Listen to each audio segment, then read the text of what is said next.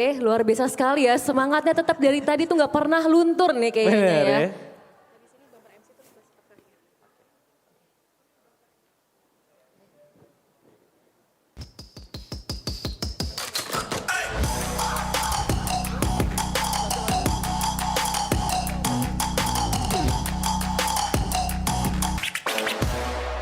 Assalamualaikum warahmatullahi wabarakatuh.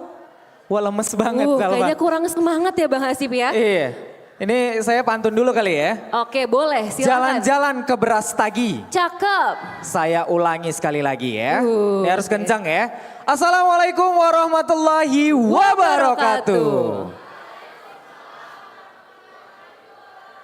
Selamat siang, selamat bergabung kembali teman-teman semua. Baik yang ada di CBB maupun yang ada di Zoom meeting ya. Kita di sesi siang ini menuju sore hari nanti akan ada 2 sesi lagi Zalfa. Oke, akan ada 2 sesi yang gak kalah menariknya ya Bang Hasib. Kalau tadi di pagi kita sudah mendengarkan dan lebih mengenal lebih dekat tentang Cortex. Lalu dilanjut dengan kita mendengarkan bedah buku. Betul. Dari Kakak Almira. Iya, yang ada di depan yang masih saya ya. bergabung bersama kita Benar. pada siang hari ini. Dan di sesi siang kali ini Bang Hasib, kita akan ada mendengarkan webinar terkait quarter life crisis nih Bang Hasib. Wah, siapakah orang ini sebenarnya?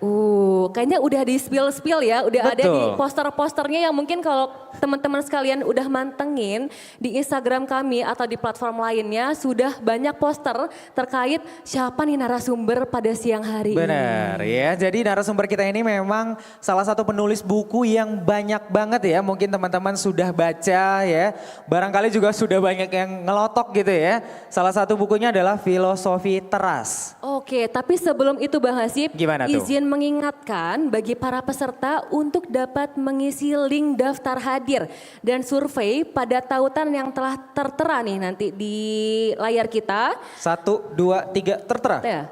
Oh belum. Sulapnya nggak Bisa jadi gitu ya. nggak jadi. Oke. Belum tertera. Sekali lagi. 1, 2, 3, tertera. Oh nggak ada. Oke. Masih belum. Nggak apa-apa ya. Nanti kita usaha lagi ya. Berarti jangan lupa ya di linktree/kemenqlib. Jadi jangan lupa bagi Bapak Ibu dan kakak-kakak yang hadir sampai dengan siang ini untuk mengisi daftar hadirnya terlebih dahulu di linktree/kemenqlib. Oke? Jangan lupa, jangan sampai nanti udah pulang, oh saya belum ngisi daftar hadir ternyata. Betul, karena kemungkinan ya ini saya nggak tahu ya, nanti saya konfirmasi lagi ya sama panitia ya. Kemungkinan ada orang yang beruntung ya, nantinya akan mendapatkan hadiah kenang-kenangan dari acara kita hari Hadiahnya ini. umroh ya Bang ya? Oh enggak, bukan. Saya absen ya, absen deh sekarang nih.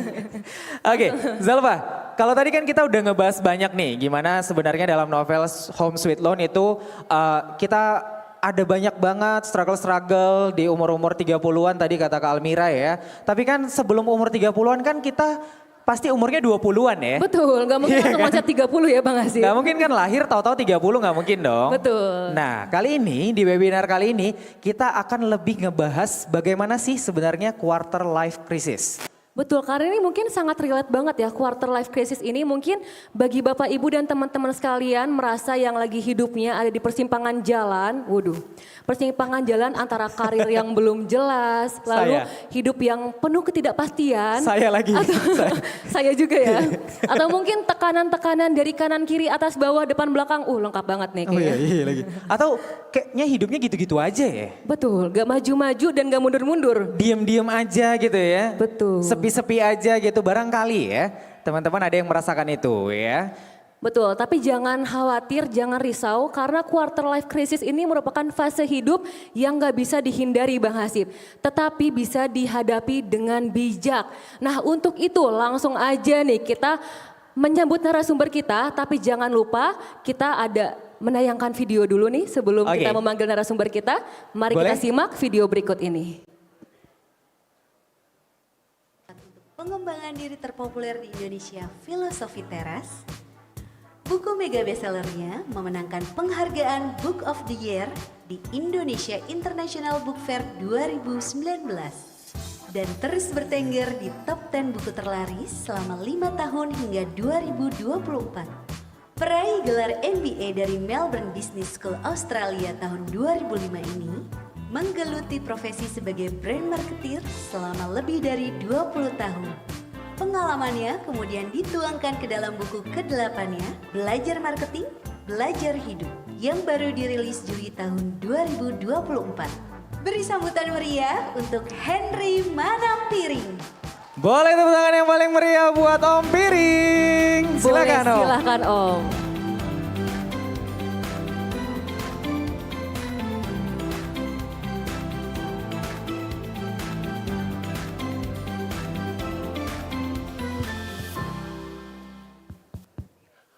Halo, selamat siang semuanya. Gimana kabarnya? Masih semangat ya habis makan moga-moga. Terima kasih sudah hadir di sini. Terima kasih juga ya kepada Perpustakaan Kemenkeu dan Dirjen Pajak udah menjadi tuan rumah. Ini pertama kalinya saya di sini. Seneng banget. Saya mungkin mau sedikit bukan ralat sih, mau menambahkan apa yang dikatakan oleh MC. Tadi kan kayaknya topiknya quarter life crisis banget nih, ya kan? Gitu, kesian atuh kalau yang umurnya enggak 20-an nanti enggak kebagian topik. Jadi boleh ditayangkan materi saya. Jadi saya memutuskan judulnya diperlebar ya gitu. Jadi krisis aja gitu. Apapun itu, mau quarter life, kalau saya harusnya udah mid life crisis gitu ya, krisis paruh baya gitu. Nah ini. Jadi saya bilangnya judulnya hidup ala stoik biar menghadapi krisis lebih baik. Gitu. Apapun krisis itu. Enggak harus midlife crisis tapi juga termasuk.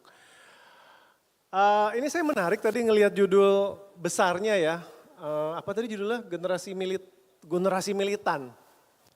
Gitu. Ini kata militan tuh kata yang menarik sebenarnya kalau mau sedikit dipelajari akar kata ya. Pasti kata militan dekat dengan kata militer. Ya, dan kata militer sendiri bahasa Indonesia, military bahasa Inggris. Military bahasa Inggris sendiri diambil dari kata Latin militare. Militare itu artinya bisa perjuangan, bisa berperang sebagai tentara. Itu asal kata militer kita. Nah ini ada sebuah kutipan dari seorang filsuf zaman dulu ya, 2000 tahun yang lalu namanya Seneca, dia hidup di Romawi kuno. Ada yang nonton Gladiator 2 enggak? Ada yang udah nonton? Belum ya? Kalau generasi saya nontonnya Gladiator 1. Ini sekarang udah Gladiator 2. Nah itu eranya para filsuf yang akan saya bahas. Gitu. Stoikisme itu tuh memang eranya film Gladiator. Nah Seneca itu punya quote menarik. Yaitu dia bilang vivere militare est. Terjemahannya itu adalah hidup adalah perjuangan atau hidup adalah peperangan. Kalimatnya kayaknya berat banget ya gitu ya. Serem amat gitu ya. Tetapi sebenarnya kalau teman-teman lihat, jangan hanya mikirin kata perangnya, tapi makna di baliknya, itu sebenarnya sudah menunjukkan bahwa krisis itu adalah bagian dari hidup. Jadi kalau ada yang bilang saya ingin hidup tanpa krisis, jangan hidup teman-teman. Karena bukan seperti itu hidup kita sebagai manusia gitu. Ya, jadi itu sebuah keniscayaan. Gitu. Yang kuliah nanti menghadapi krisis, dosen pembimbing nggak mau ketemu, ada yang udah merasakan susah? Wah, udah. Wah, ada yang udah semangat gitu ya. Saya juga. Ada yang baru ngerasain. Anaknya, ngerasain ya, tuh. Kok dosen pembimbing? Nangis-nangis tuh, ada yang sampai nangis loh. Kalau dosen pembimbing nggak mau ditemui atau susah gitu. Nah itulah krisis level mahasiswa tingkat akhir. Nanti nyari kerjaan, ketemu krisis lagi, ya. Kok susah bener ngelamar, gitu ya. Udah dapat kerjaan nih, yang diimpi-impikan. Sesudah kerja, ada lagi krisis di tengah pekerjaan, gitu. Jadi dari awal tuh, para filsuf tuh udah bilang gitu. Jangan dilawan gitu, itu adalah bagian dari kehidupan kita. Nah ini saya ada titipan dari panitia, katanya ada ini ya online survei. Mungkin boleh ditunjukkan apa linknya, katanya coba teman-teman semua di sini tuliskan satu kata yang menggambarkan kekhawatiran teman-teman. Atau apa yang teman-teman khawatirkan saat ini. Boleh tolong ditayangkan?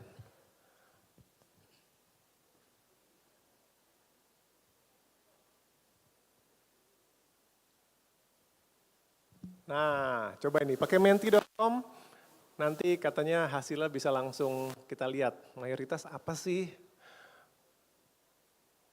Boleh apa aja ya, dari khawatir di dunia kuliah, relationship mungkin, dengan keluarga, apapun itu. Khawatir dengan sistem cortex yang baru, oh enggak, kemudaan ya Pak Reko ya. Mahasiswa masih kemudaan ya buat mikirin, buat pusing sama cortex belum saatnya. Saya belum pernah nih pakai menti.com ini, saya juga penasaran bentuknya kayak apa. Skripso, gimana kamu lulus skripsi kalau kamu typo? Belum apa-apa udah typo, salah nulis. Gagal, IPK, oh gini jadinya, seru juga. Menganggur, iya, nggak lulus tepat waktu, jodoh, bangkrut. Oh ada yang udah pengusaha, proposal skripsi. Oh itu yang tulisannya makin gede, kayaknya yang makin ini ya, makin banyak, makin sering dituliskan. Ya karir, masa depan, gagal, kerja, masih penempatan. Nggak bisa mutasi home base. Waduh, ini dari mana ini yang nulis ini? Ini pegawai nih Kemenkeu. Ada mutasi loh masuk.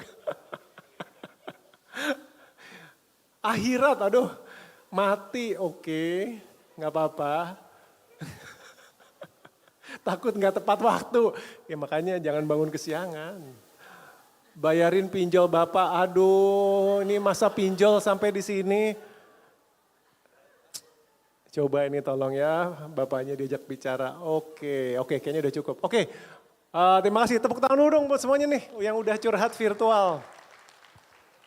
Ya macam-macam ya, gitu. Oke, terima kasih. Nah itu gambaran kita gitu ya. Dan kalau teman-teman mikir, kayaknya ada orang lain yang nggak pernah ada kekhawatiran deh gitu. Aduh saya yakin itu nggak bener deh teman-teman. Setiap orang itu punya khawatirnya sendiri, krisisnya sendiri. Makanya hati-hati pakai medsos. Kalau di medsos itu semua orang kelihatan happy, betul? Karena yang diposting hanya yang happy, yang indah gitu. Padahal masing-masing punya perjuangannya sendiri. Oke. Ini saya kenalan cepet aja, jadi saya sebenarnya lulusan akuntansi, S1-nya di Unpad. Terus ngambil S2, MBA di Australia. Saya ini sebenarnya bukan penulis teman-teman, jadi karir saya itu 25 tahun kerja di kantoran sebenarnya. Cuman kalau yang membaca buku saya suka mikir saya penulis, padahal 2 dekade lebih saya bekerja profesional di bagian brand and advertising. Baru mulai tahun ini saya menulis full time. Baru mulai tahun ini, bulan Juli baru launching buku, belajar marketing, belajar hidup. Ya ini bukunya. Nah harapan saya take away dari teman-teman dari sesi yang singkat ini itu mengerti sumber resiliensi dari mana sih. Resilient itu berarti mental yang mental yang tangguh. Kemudian kalau lagi krisis itu mengelola emosinya bagaimana dan harapannya tentunya bisa hubungan antar teman kuliah atau di pekerjaan tuh bisa lebih baik gitu. Karena kita suka melupakan dimensi hubungan antar teman atau antar kolega ketika saat krisis. Ini sedikit perjalanan buku saya Filosofi Teras, itu terbitnya akhir 2018, jadi tahun ini udah mau 6 tahun. Kalau yang udah baca, saya udah ceritakan ya di buku bahwa saya itu didiagnosa depresi klinis waktu itu teman-teman. Ya sampai diobatin, jadi saya bukan depresi yang ngaku-ngaku sendiri di medsos gitu, bukan. Ini dokter yang ngomong, teman-teman jangan diagnosa sendiri ya, nyebut diri, aduh saya bipolar banget deh gitu. Jangan ya, itu harus ahlinya yang ngomong ya, jangan teman-teman asal diagnosa. Kemudian buku itu setahun kemudian dapat penghargaan Book of the Year di pameran buku internasional Indonesia. Dan tahun ini sudah cetakan 74. Gitu, sudah lumayan. Bayar pajak kok Pak Reko, udah dipotongin sama penerbit. Nah, saya cerita itu bukannya apa-apa, sebenarnya lebih ke kenapa gitu. Kenapa perjalanan buku ini tuh bisa diterima, apalagi mengingat pemikiran yang ada di buku itu jaraknya sama kita itu 2300 tahun loh. Lama banget. Ini jadul banget tema bukunya. Kalau teman-teman nggak terbayang seberapa jadulnya 2300 tahun, saya suka pakai perbandingan begini. Tanpa ngebuka Google, Candi Borobudur dibangun ke berapa? Nggak ada yang ingat pelajaran sejarah. Sebutin angka aja deh, abad berapa? Nggak apa-apa, tebak-tebakan aja. Hah? Nggak ada yang, bahkan nggak ada yang berani nebak. Candi Borobudur kan kayaknya udah tua banget kan. Kalau kita lihat kan, kayaknya tua banget. Itu dibangunnya abad ke-8 Masehi. Ya, abad ke-8 Masehi, jadi sekitar tahun 700-an. Nah bayangin topik di filosofi teras itu mundur 700 tahun, mundur lagi 300 tahun. Jadi kira-kira 1000 tahun sebelum Candi Borobudur, itu filsafat ini udah ada. Nah itu supaya kebayang seberapa jadulnya pemikiran ini gitu. Ya. Jadi rentang waktunya terpisah jauh, udah gitu jaraknya jauh. Dia tempat lahirnya di Yunani, kita di Indonesia. Kalau saya pakai patokan Jakarta, itu katanya jaraknya hampir 10.000 kilo gitu. Jadi bayangin ada ide yang terpisah jaraknya 10.000 kilo, terpisah waktu pula 2300 tahun. Tapi kok ya ternyata masih berbicara dengan kita. Dan setiap saya ada acara pertemuan dengan pembaca, pasti ada aja yang datang ke saya gitu bilang, makasih ya gitu bukunya itu ngebantu pada saat lagi down, pada saat lagi ada krisis, pada saat COVID misalkan. Itu banyak DM yang masuk ke saya atau menyampaikan langsung gitu. Nah menurut saya nggak pernah berani take credit. Jadi ini karena buku saya dalam tanda kutip. Karena ini bukan pemikiran saya kok. Gitu. Di buku ini saya menceritakan pemikiran orang lain yang tadi itu, yang jadul itu. Dan pemikiran-pemikiran ini atau filsafat Stoa inilah yang sebenarnya ternyata nggak lekang oleh waktu. Ya. Nah jadi hari ini saya minta waktunya buat ceritain sedikit aja. Tentunya terbatas ya, nggak bisa seluruh buku. Tapi apa sih yang bisa kita pelajari dari mereka. Dan dikatakan dari budak sampai raja. Karena memang yang ngajarin filsafat ini ada yang latar belakangnya mantan budak, ada yang latar belakangnya raja. Jadi segitu inklusifnya.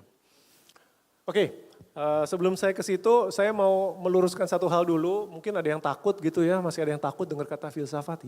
Apa itu gitu, ajaran sesat ya, gitu. Gampang sekali penjelasannya teman-teman. Filsafat bahasa Indonesia, falsafah dari Arab, ya. Itu turun akarnya tuh dari bahasa Yunani filosofia.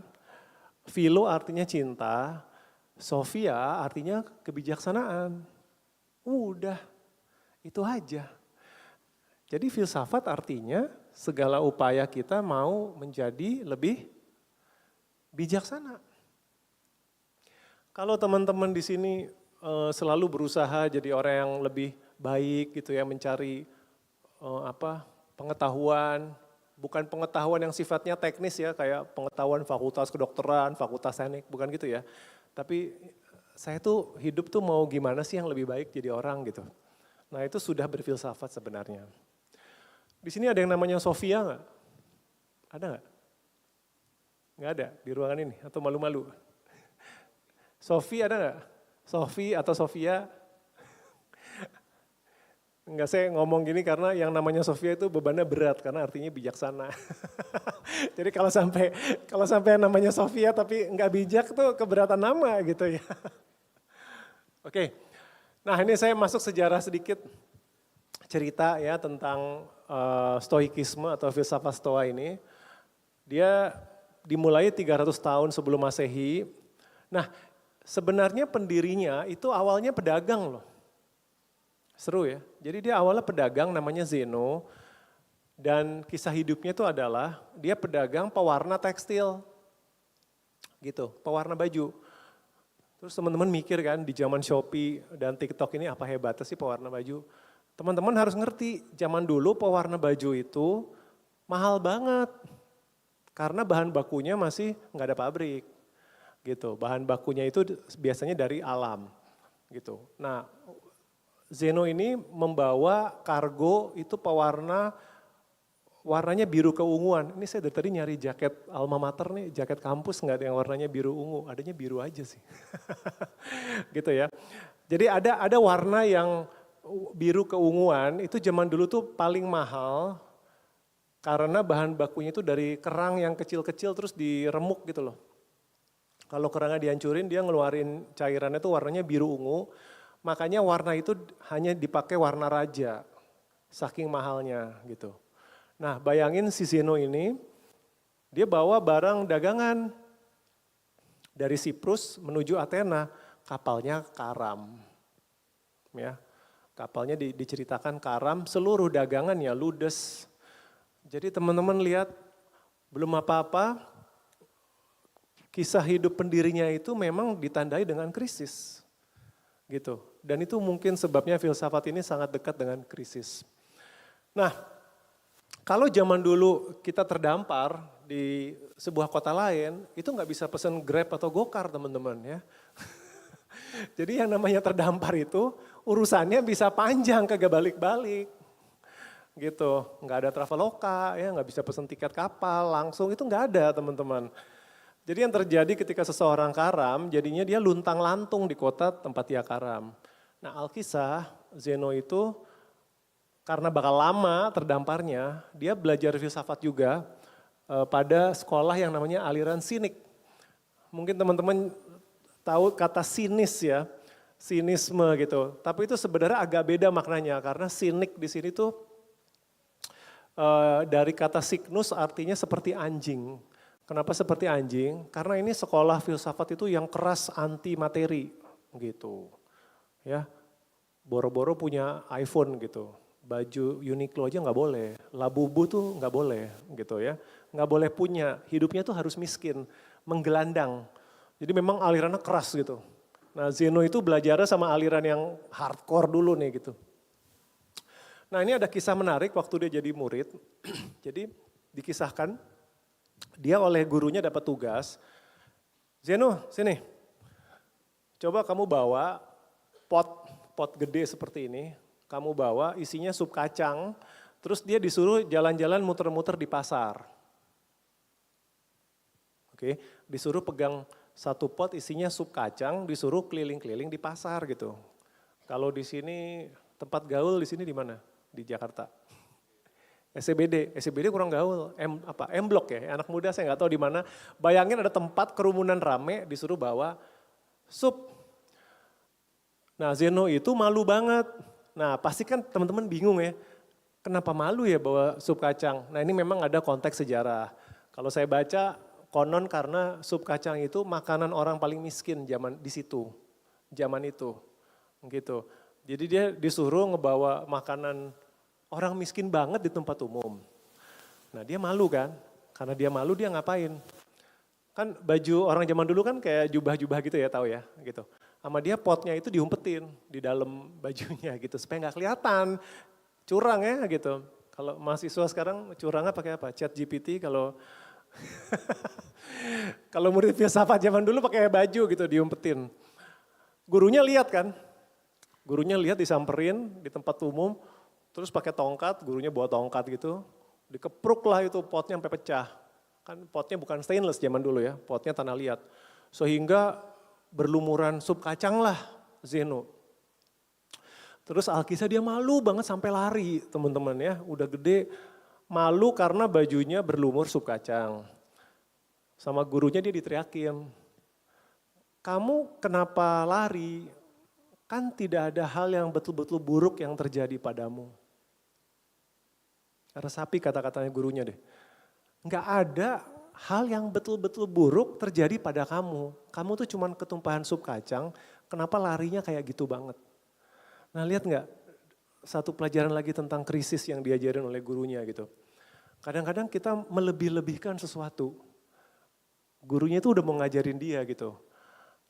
apa sih kamu cuman ketumpahan sup kacang malunya kayak gitu. Padahal itu emang kamu terluka, emang kamu ketangkep korupsi, enggak kan? Gitu. Akhirnya di sini kita lihat krisis itu kadang-kadang kalau ketika teman-teman bilang, saya lagi midlife crisis nih, gitu. Apa iya?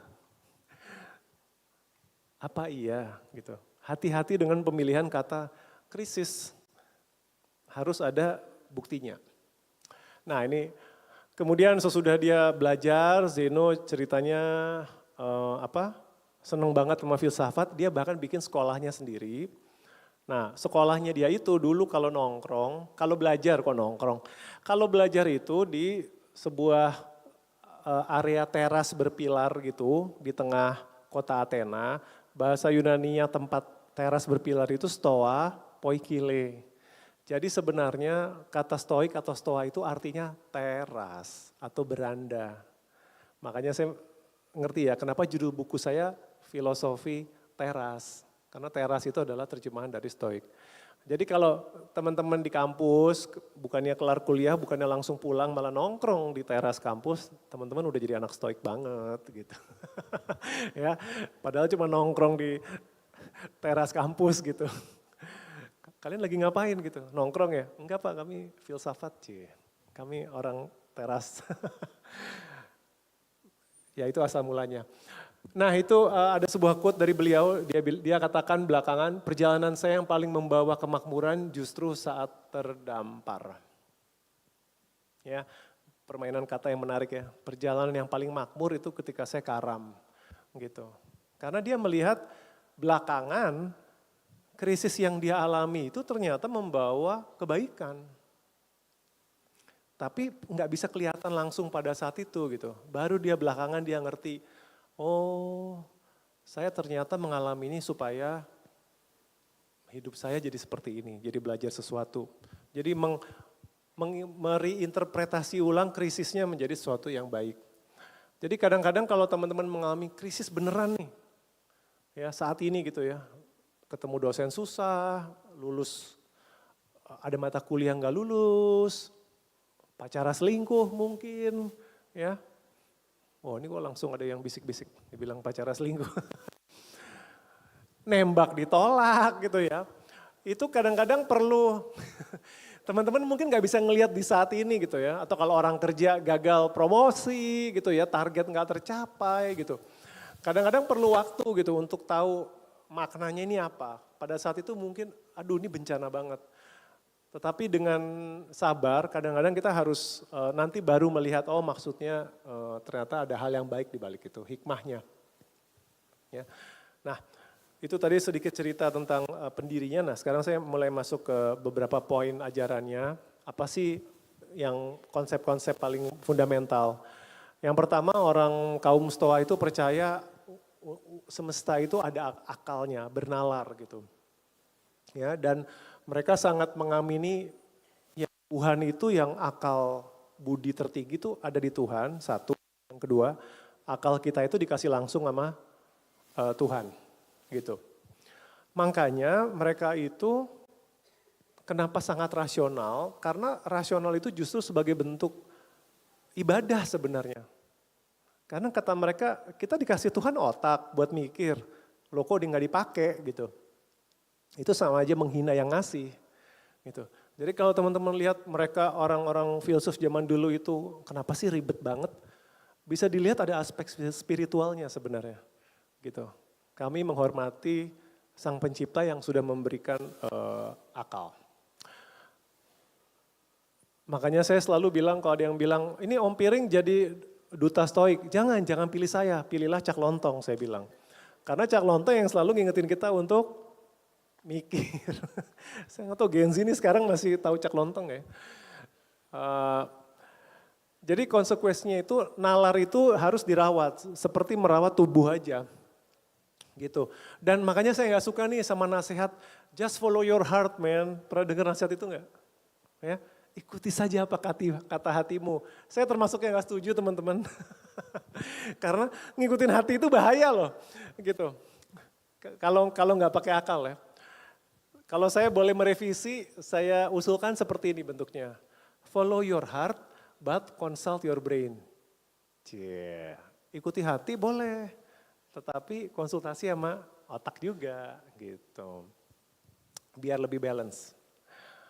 Oke, ajaran fundamental kedua adalah mereka sangat menekankan kerukunan gitu ya, harmoni satu sama lain. Ini sesuatu yang menarik karena kan kita kan suka identik orang barat itu individualis kan. Oh, orang bule tuh budaya barat itu individualis, kita suka bilang gitu kan. Padahal filsafat aslinya mereka itu enggak individualis. Minimal filsafat Stoa ya. Justru ngajarin hidup itu harus kolaboratif, harus kerjasama dengan alasan rasional gitu. Karena itu adalah hal yang terbaik.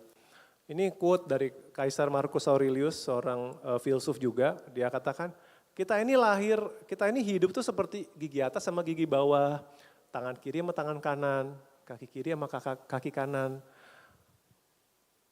Baru bisa berfungsi baik kalau ini mau kerjasama gitu kan. Kalau nggak sinkron, kaki kiri sama kaki kanan berantem gitu ya. Akhirnya yang susah semuanya gitu. Nah, jadi ini saya pikir menarik karena biasanya kita tuh diajarin buat rukun karena damai itu indah ya kan. Oh damai itu indah kan, rukun itu indah. Kalau mereka rasional, enggak, rukun dan damai itu rasional. Indah itu iya, itu efek lainnya. Tetapi itu hal yang paling rasional itu adalah rukun. Jangan berantem. Di media sosial udah mulai nih ada berita berantem gara-gara pilkada, ada yang udah lihat? Kan sedih ya gitu ya, kalau kita gara-gara pilkada itu berantem lah, beda kelurahan, beda kandidat gitu. Pemilihannya cuma 5 tahun sekali tapi berantemnya bertahun-tahun gitu. Enggak rasional. Oke, berikutnya fundamental ketiga, bahwa segala sesuatu terkait dalam hidup. Ada yang pernah nonton Spider-Man yang terakhir enggak? Yang Across the Multiverse. Saya suka banget loh sama Spider-Man yang animasi itu. Dan yang Spider-Man yang terakhir itu, sebenarnya kalau kita perhatikan benar-benar, itu filmnya dalam loh. Itu bukan film superhero asal berantem aja, tapi ada makna filosofis. Yaitu ketika Spider-Man siapa namanya? Nama aslinya? Peter Parker. Peter Parker punya paman namanya Uncle Ben. Ingat gak ada satu dialog, kalau buat yang gak ngikutin Spider-Man atau gak peduli sama Marvel. Jadi Peter Parker itu jadi hero karena pamannya itu dibunuh oleh penjahat. Jadi itu motivasi dia jadi superhero gitu kan. Nah itu ada sebuah dialog di Spider-Man yang terakhir itu, ketika dia mau melawan takdir gitu. Peter Parker bilang, kenapa Uncle Ben gak boleh diselamatkan? Terus dia ditegur sama Spider-Man yang lain. Kalau paman kita tidak meninggal, tidak mati terbunuh, tidak ada Spider-Man. Itu dalam banget, itu pertanyaan tentang takdir. Gitu. Apakah takdir sebaiknya diubah atau enggak? Bagus banget menurut saya. Nah ini sebenarnya ada sesuatu juga gitu di sini yang diajarkan oleh Stoik, yaitu bahwa segala sesuatu dalam hidup itu kita nggak pernah ngelihat jaring-jaring keterkaitannya. Kita nggak sadar.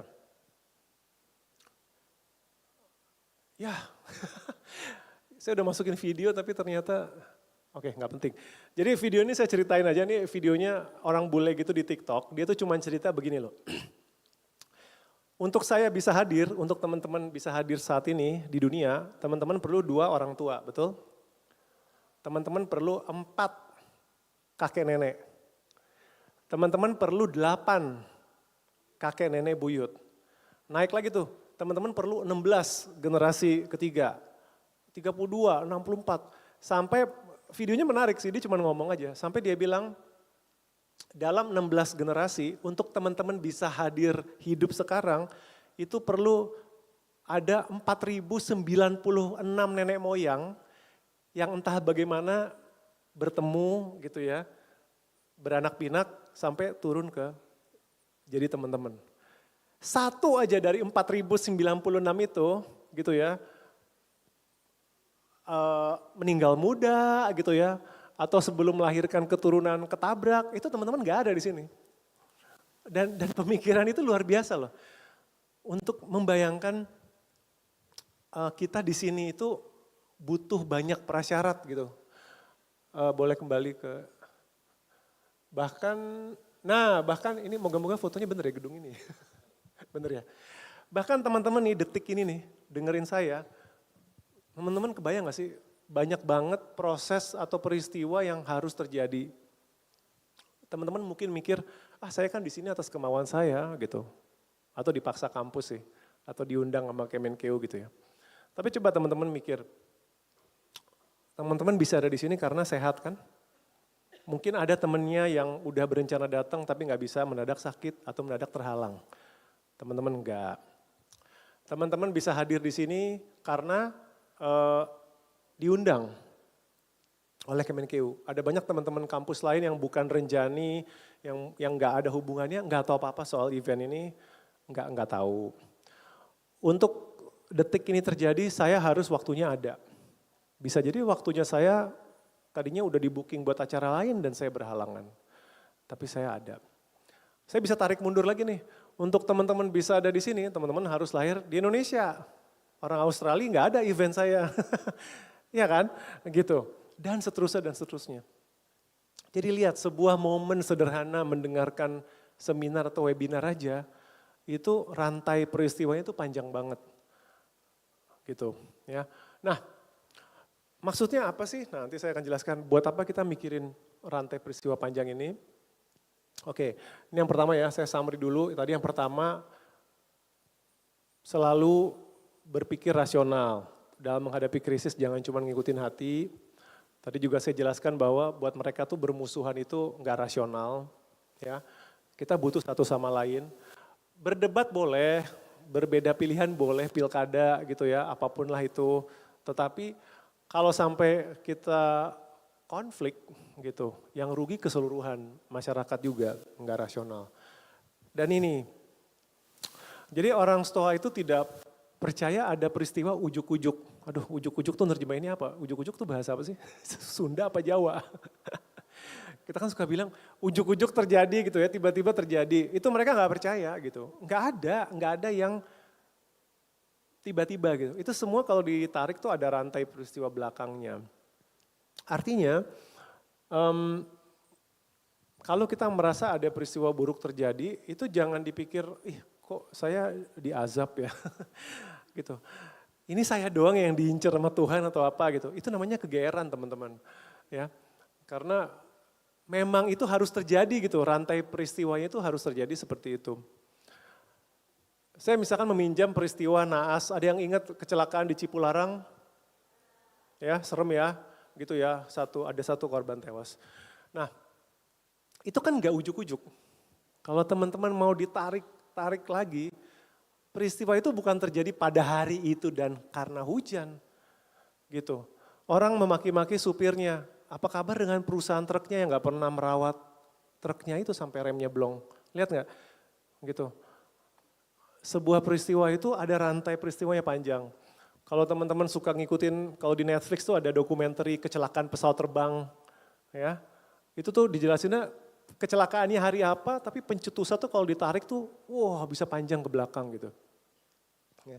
Nah jadi kalau kita mengalami hal yang buruk, jangan terlalu lama menyesalinya gitu loh. Karena percuma, pertama nggak bisa diganti, yang kedua juga ya udah sampai detik ini itu memang udah harus terjadi. Dan yang kedua, kalau kita melakukan sesuatu di hari ini, pikirin bahwa apa yang kita lakukan itu mungkin efeknya jauh ke masa depan. Saya selalu suka bilang, kalau kuliah teman-teman, cobalah jangan terlalu jahat sama teman kuliah yang lain, jangan suka ngebully ya, gitu. Oh itu ada yang dicolek tuh langsung. Kenapa? Karena hidup itu masih panjang. Teman yang kalian bully itu dalam 5-10 tahun lagi jangan-jangan jadi bos kalian loh. Nah, baru nyesel kan kenapa di kampus dizolimi. Jangan ya gitu. Lihat kiri kananmu, teman-teman kampusmu yang di sebelahmu itu kelak bisa jadi founder. Nah, kamu gak pernah tahu. Kelak jadi manajermu, kamu gak akan pernah tahu. Gitu. Jadi cobalah menjaga hubungan baik sama semuanya dari saat bangku kuliah. Oke. Nah, kita sekarang apa sih yang dikatakan kaum Stoa tentang emosi tidak sehat ya, emosi negatif yang tidak sehat. Masuk ke situ.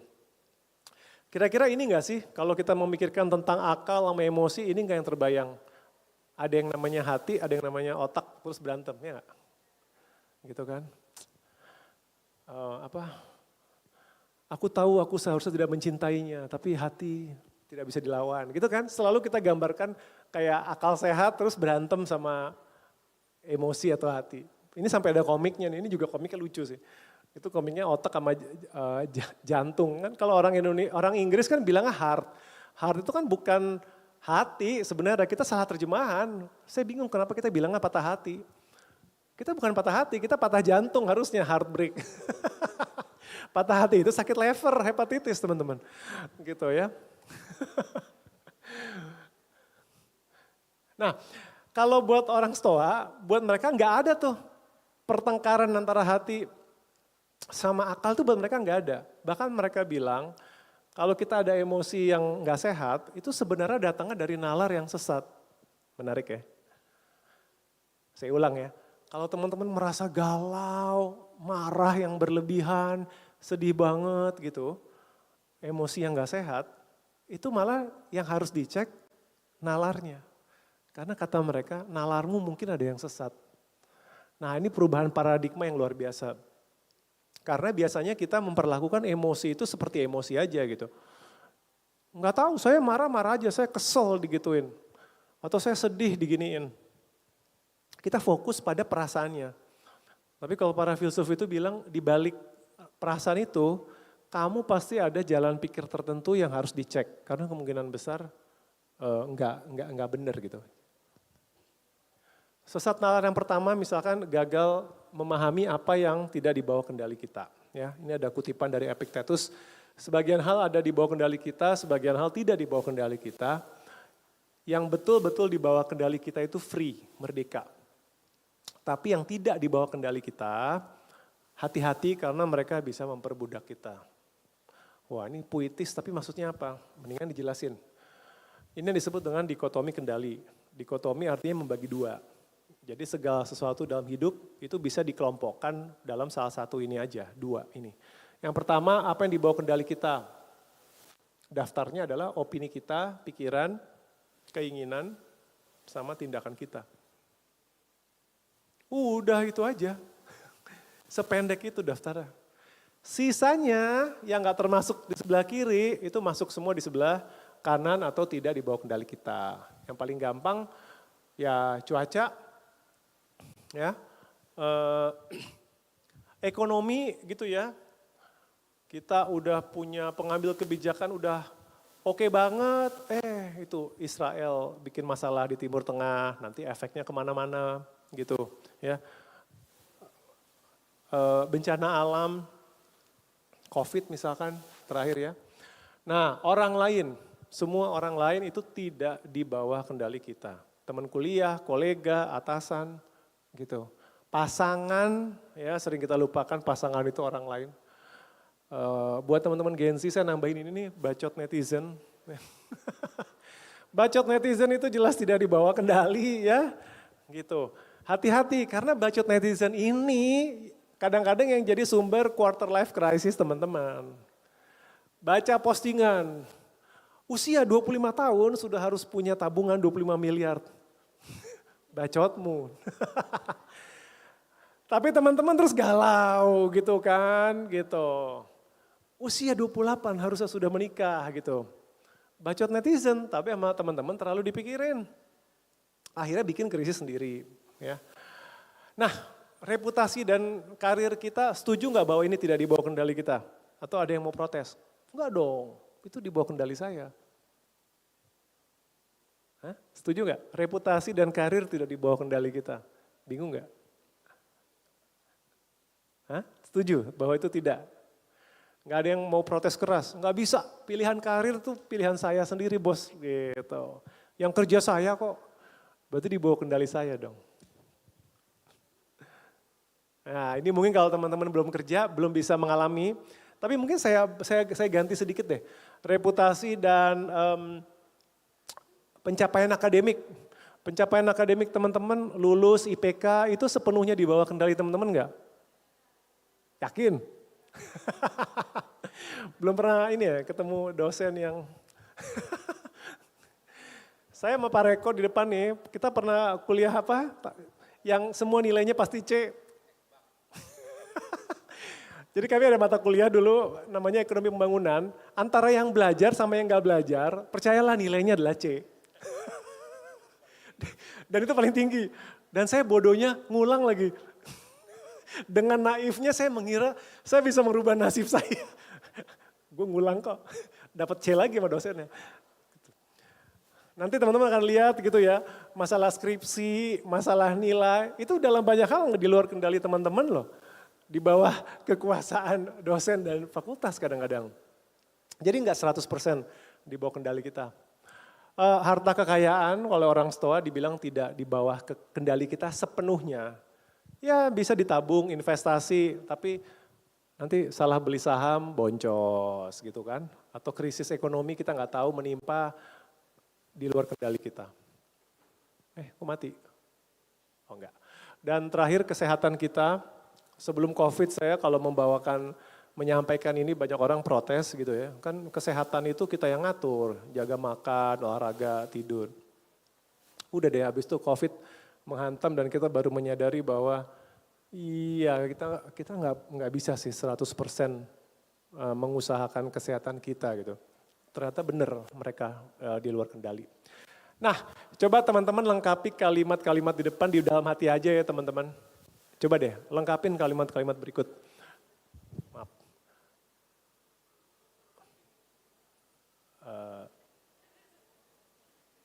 Nah ini di luar kendali saya nih. Minta tolong panitia, kenapa mati? Halo? Ininya padam.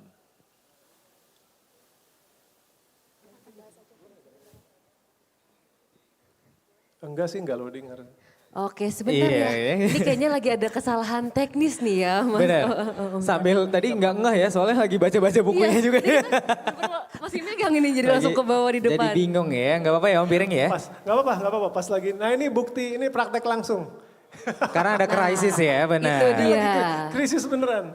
Kalau ini termasuknya krisis Enggak apa sih, nih ini Om? bukan krisis sih sebenarnya, ini biasa aja Oh sebenarnya. ini ya. Oh Nah. udah ada lagi ternyata. Pasti ada yang nginjek kabelan. Ya mungkin di sana ada kamera Om, boleh dada-dada dulu. Mana? Halo, di depan tuh. Itu? Halo. Oke boleh silakan Om. Sorry, kelewat. Nah, ya coba Nah. teman-teman lengkapi kalimat ini.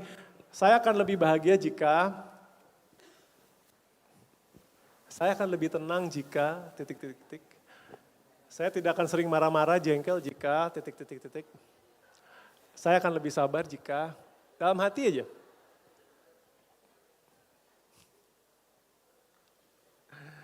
Udah mengisi jawabannya masing-masing.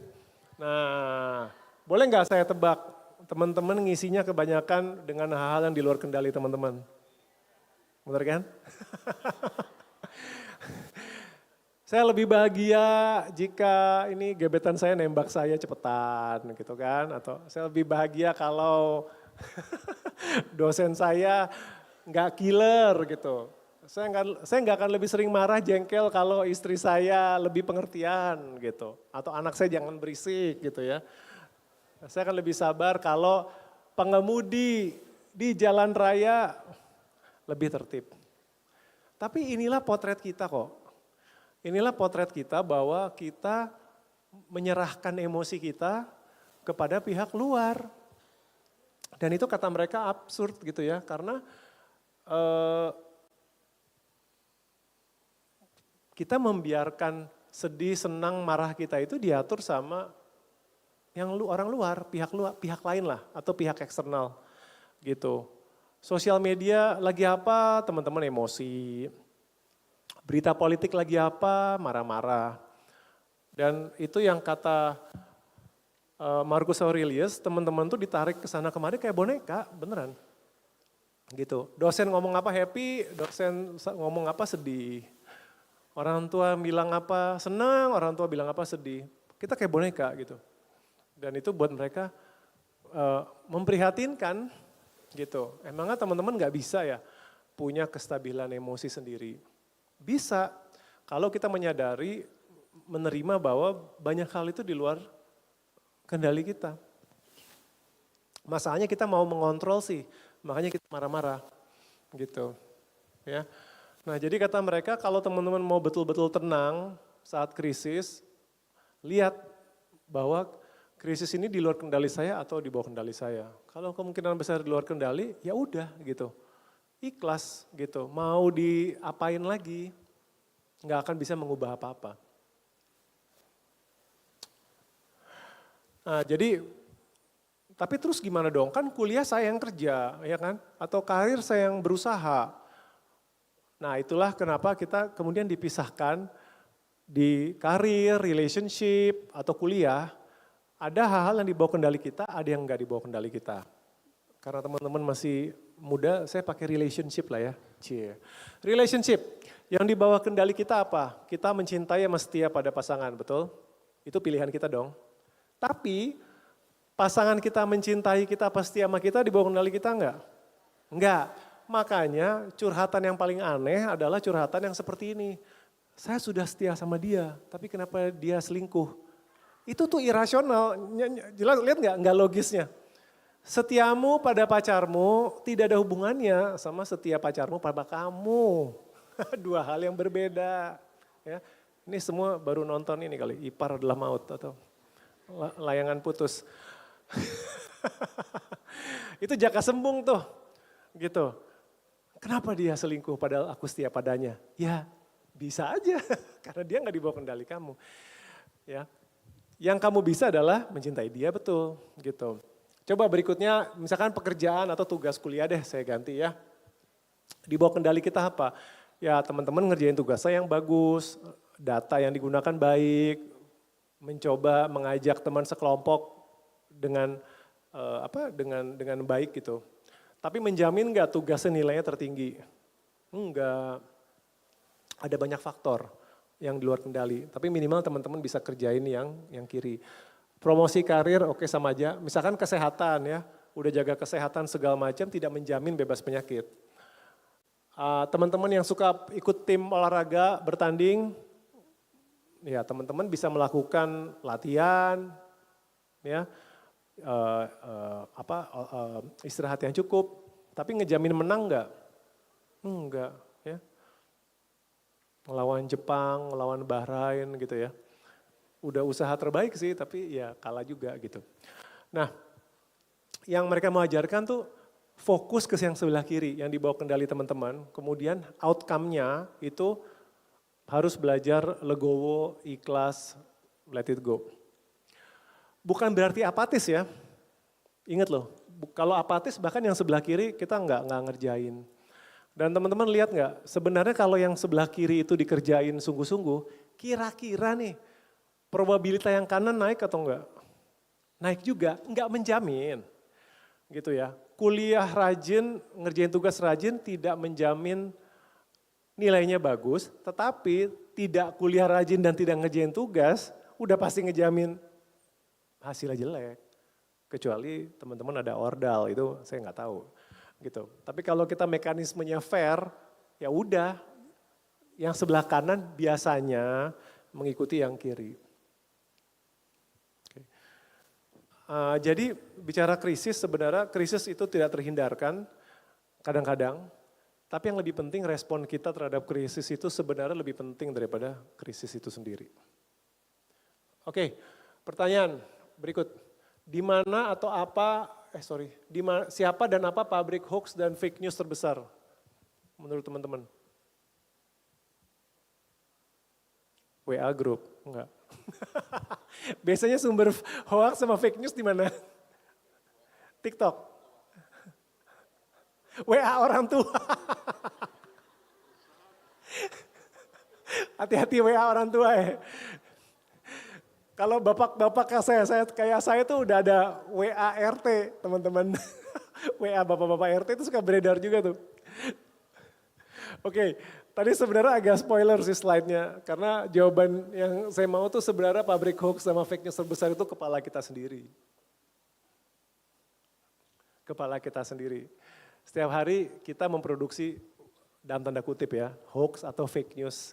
Bukan fake news politik gitu, bukan gitu. Tapi hal-hal tentang hidup kita suka ciptakan fake news sendiri yang bikin kita susah sendiri. Nah itu yang dibilang oleh Epictetus itu penilaian yang irasional. Jadi kita itu sebenarnya terusik bukan karena kuliah, dosen, kampus, influencer gitu. Tetapi oleh opini kita atas hal-hal tersebut. Ya ini saya ambil contoh ini sih karena tuan rumah Kemenkeu ya. Misalkan harga saham jatuh gitu ya, atau nilai tukar jatuh. Ada orang langsung bilang itu krisis gitu. Tapi percaya nggak bahwa ada sebagian orang lain bilang itu kesempatan gitu ya. Harga saham Mandiri, BRI jeblok gitu ya. Ada orang yang meratap gitu, ya ampun ini krisis banget. Tapi bagi banyak orang lain yang lagi nunggu-nunggu investor kecil gitu ya, yang baru mau masuk itu, hore akhirnya harga sahamnya jatuh gitu loh. Lihat nggak, satu hal yang sama perspektifnya bisa beda banget dapatnya. Gitu. Dan ini sebenarnya normal ya teman-teman, kalau ingat nenek moyang kita zaman dulu manusia gua, kalau ketemu singa, kalau terlalu banyak dipikirin, apa ya singa ini maunya cita-citanya, teman-teman keburu dimakan gitu. Ya. Jadi insting untuk membentuk opini itu sebenarnya normal gitu, itu intuisi kita. Ini apa nih, gitu, ini bahaya atau enggak. Saya aja berdiri di sini, ini saya nggak tahu ada berapa ratus kepala, itu udah punya opini tentang saya juga, dan itu nggak apa-apa.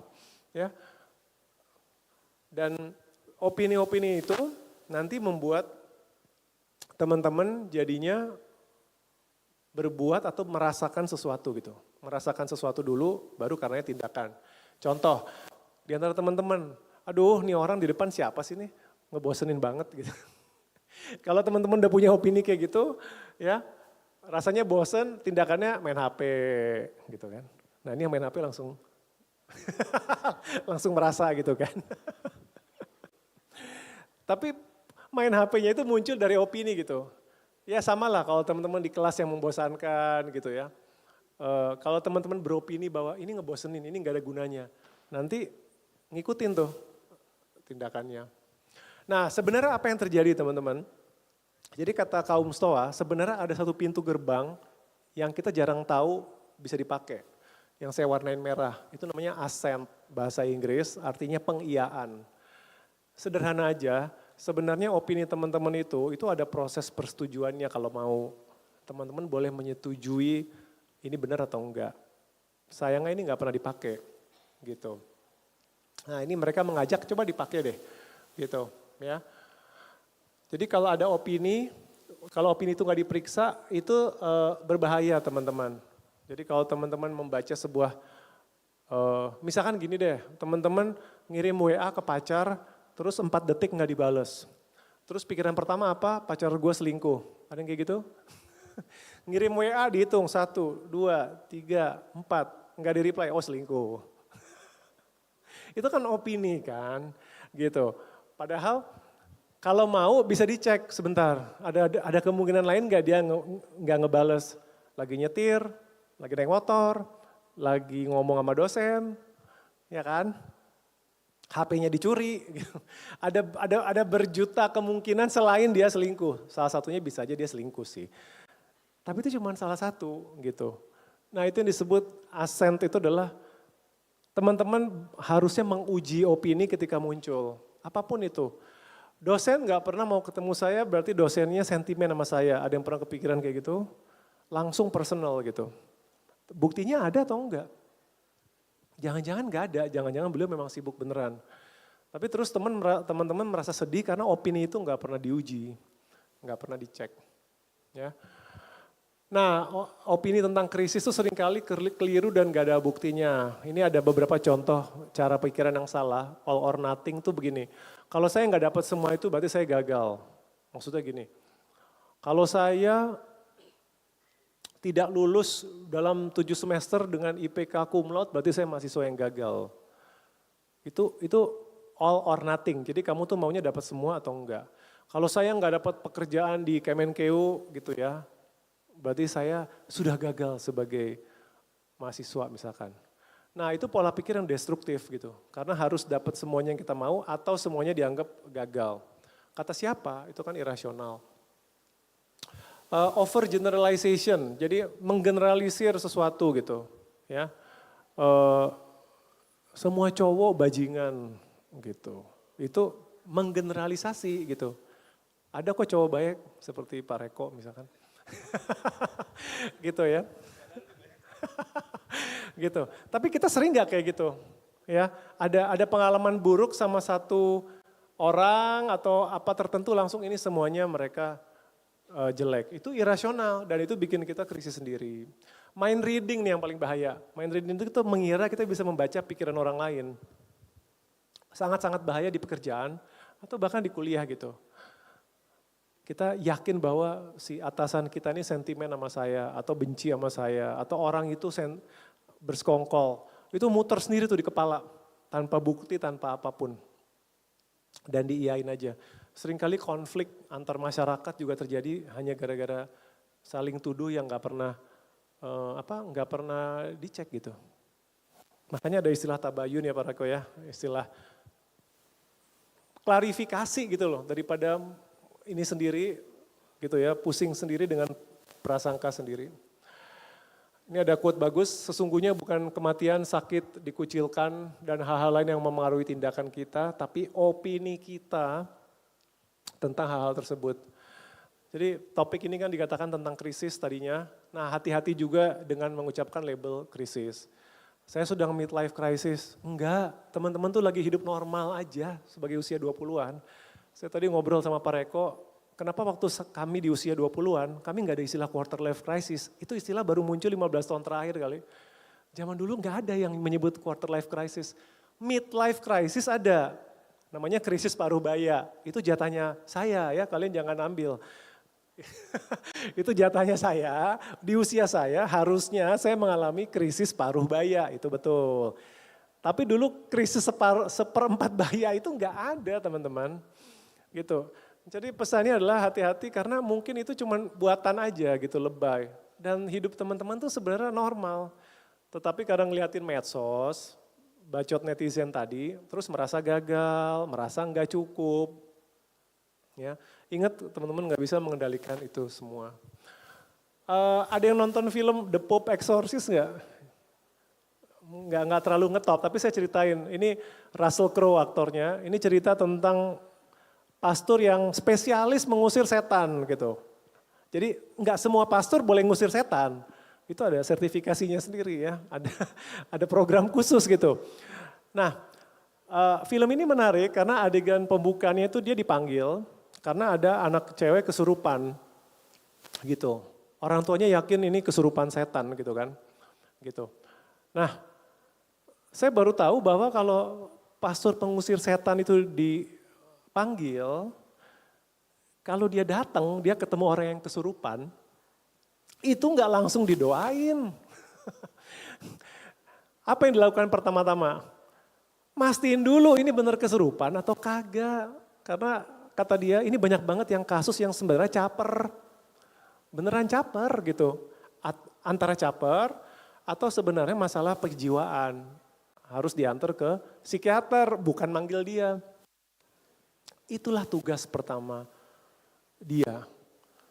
Gitu. Nah sebenarnya kita ini semua harusnya punya fungsi itu. Ketika teman-teman merasa galau, merasa dalam sedih banget, atau ini saya lagi krisis, itu bukan buru-buru diiyain, tapi di-challenge dulu, ini beneran enggak? Ini krisis. Karena jangan-jangan itu biasa aja gitu. Oke? Jadi gunakan ASEAN dengan benar, kita hati-hati dengan opini sendiri yang harus diaudit. Nah ini karena saya lulusan akuntansi, saya selalu suka bilang internal audit, semua orang harus punya internal audit sendiri. Mengaudit pikirannya sendiri, karena banyak emosi itu datangnya bukan dari pihak luar kok, tapi dari pikiran sendiri. Ya, jadi mencegat opini, ini memang perlu latihan gitu, tapi lama-lama bisa kok. Oke, ini udah di akhir. Ini ada quote bagus, we suffer more often in imagination than in reality. kita seringkali menderita lebih banyak di imajinasi kita daripada realita. Teman-teman baik-baik aja, teman-teman sehat, teman-teman kuliahnya lancar, atau udah ada pekerjaan, teman-teman dapat gaji cukup, kenapa nyebut quarter life crisis? Ya, jangan-jangan realitanya teman-teman jauh lebih beruntung daripada banyak orang lain yang nggak bisa sekolah, nggak bisa kuliah, nggak mendapatkan kesehatan, gitu. You have power over your mind, not outside event. Dan ini strength. Jadi sadarilah bahwa kekuatan teman-teman yang paling hebat itu tuh justru mengendalikan pikiran sendiri, bukan peristiwa di luar. Dan itu aja udah super power kok. Karena kalau teman-teman bisa ngendalin pikiran, mau ada isu relationship, mau ada isu ekonomi, mau ada masalah di kuliah, itu teman-teman bisa menghadapinya dengan lebih baik. Walaupun teman-teman nggak bisa kontrol itu semua. Ini saya skip aja. Jadi ini terakhir, saya harap materi ini bisa membuat teman-teman mengembangkan diri, start dari nalar, dan ini perjalanan yang tanpa ujung saya bilang. Jadi mengatasi krisis dimulai dari menjaga pikiran sendiri, ini beneran krisis atau enggak gitu. Ya. Dan itu aja. Terima kasih atas perhatiannya, semoga bermanfaat. Boleh nih kalau ada pertanyaan, mana nih Bang Hasibuan? Saya hadir. Saya Baru. hadir. Udah angkat Udah tangan langsung Om. pada angkat tangan nih Om ternyata. Mungkin Om boleh duduk dulu kali ya, minum Istirahat istirahat dulu. dulu. Ya. Kayaknya dari tadi udah ngomong 40 menit lumayan juga ya, seret Iya, gitu kan. benar. 1,5 jam, tapi isinya daging semua ya. Daging semua ya? Daging semua 1 jam. ini. Gak ada lemak, gak ada tulang ya. Kayaknya lagi you can eat ya. Betul, all you can eat ini.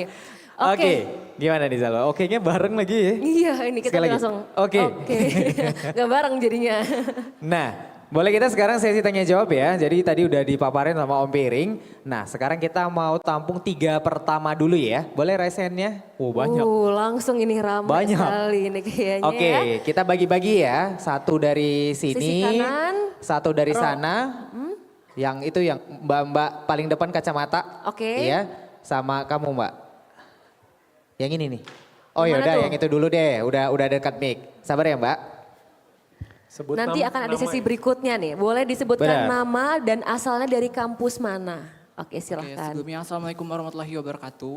Waalaikumsalam warahmatullahi wabarakatuh. Oke, selamat siang. Perkenalkan nama saya Muhammad Romi Ramadan dari Panggilannya Romi. Romi, Dari kayak roti ya. Institut Bisnis dan Informatika Kesatuan. Oke. Izin bertanya Pak, bagaimana generasi Z yang terjebak dalam peran sandwich generation dapat menemukan makna hidup dan kebahagiaan pribadi di tengah tuntutan menghidupi 2 generasi sekaligus tanpa kehilangan jati diri mereka sendiri. Terima kasih. Boleh diulang lebih keras ya nggak Iya, kedengeran. soalnya panjang banget. Bagaimana banget. generasi X yang terjebak Lebih di keras. sandwich?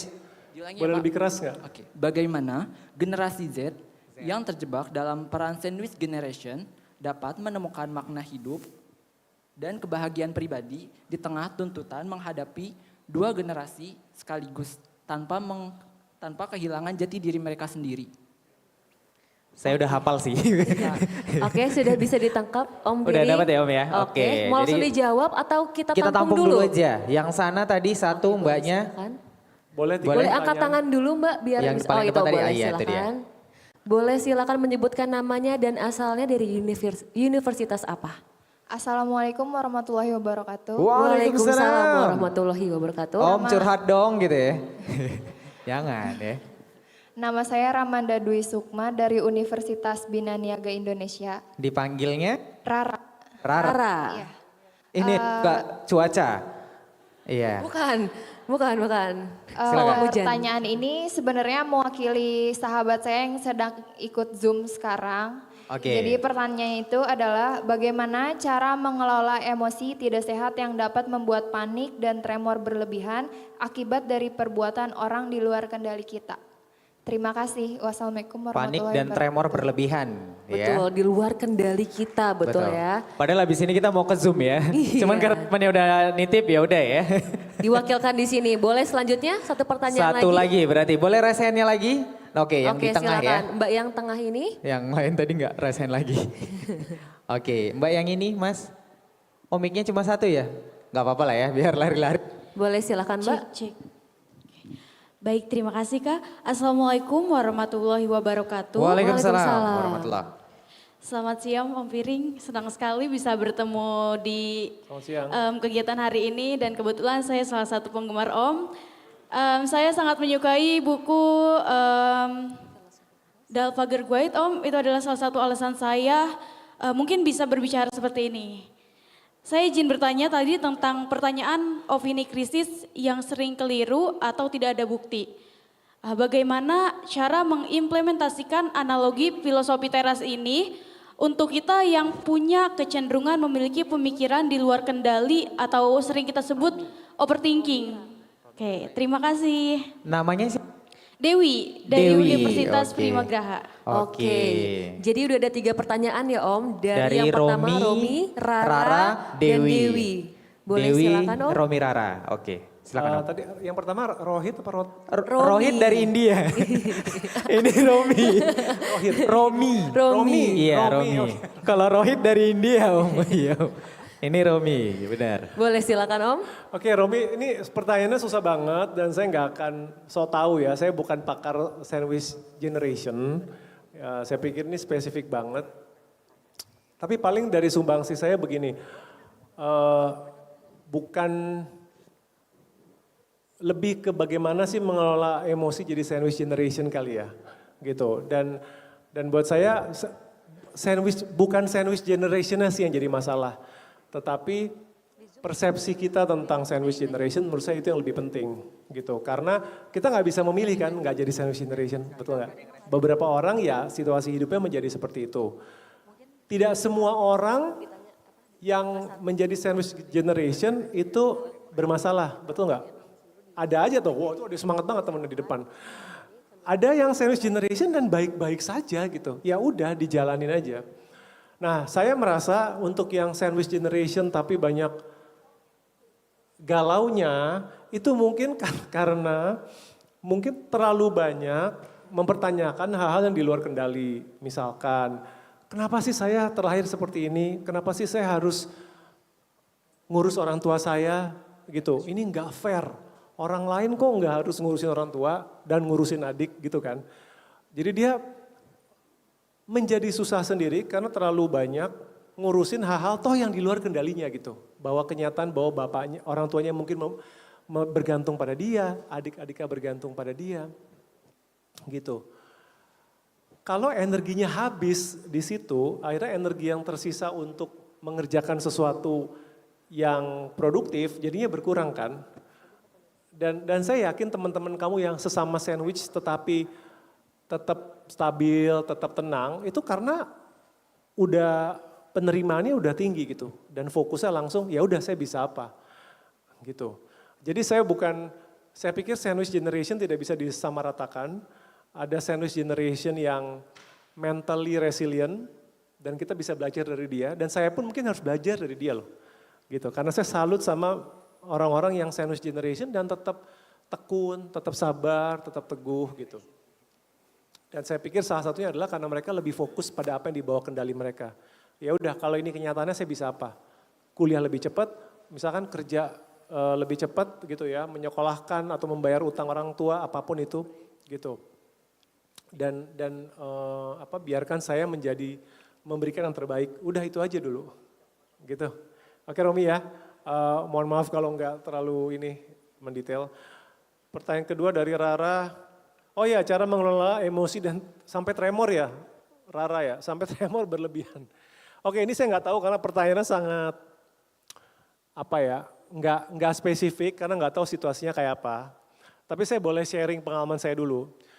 Jadi begini, saya itu dulu kalau terjebak macet, itu saya bisa ngamuknya kayak orang gila, tahu nggak? Beneran. Saya sampai kesian sama istri saya. Jadi saya kalau kejebak macet itu tuh bisa marah tuh sampai mukulin dashboard. Habis itu kalau jalannya lancar dikit saya sampai ugal-ugalan gitu. Nah saya nggak tahu apakah situasi saya mirip sama teman kamu, ya kan? Tapi saya jadi emosi amat sangat karena perbuatan orang di luar kendali saya. Dalam hal ini kan jalan raya.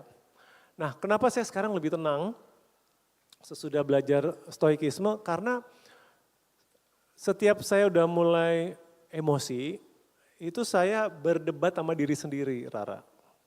Nah ini memang sebuah skill dan temennya tuh harus bisa melatih itu. Jadi berdebatnya tuh adalah gini, kenapa ya saya marah?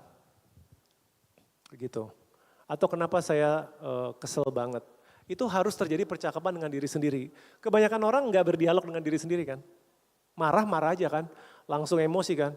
Ini pasti orang ini begini gitu sampai tremor. Nah yang tadi yang mereka ajarin tentang ascent itu adalah mengambil jeda, terus kemudian berdialog sama diri sendiri. Sebenarnya alasan saya marah apa sih? Gitu. Nah kalau saya dulu di kemacetan, itu saya berdialog ke, lu kenapa marah? Ya ini macet buang waktu gitu, oke. Emang ekspektasi tinggal di Jakarta nggak macet itu bukannya lo yang aneh ya gitu. jadi malah marahin diri sendiri satu. Yang kedua, nggak produktif. Ya cari cara buat produktif kan bisa gitu. Maksudnya dalam kemacetan kalau lagi nyetir mungkin lebih susah tapi mungkin bisa dengar musik.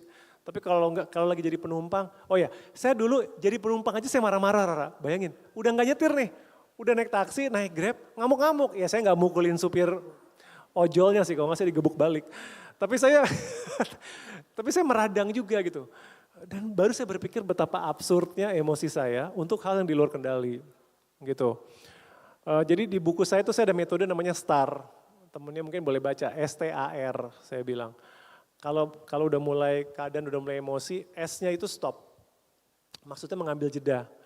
Jadi ajaran orang dulu kan katanya sebelum marah ngitung sampai 10. Itu sebenarnya ada bagusnya. Karena itu memberikan kita jeda dulu. Tapi jangan hanya diberi jeda. Saya bilang S itu stop, baru T dan A itu think dan assess. Jadi berpikir dan assessment. Kelihatannya bahasanya corporate banget tapi ini sebenarnya bagus gitu.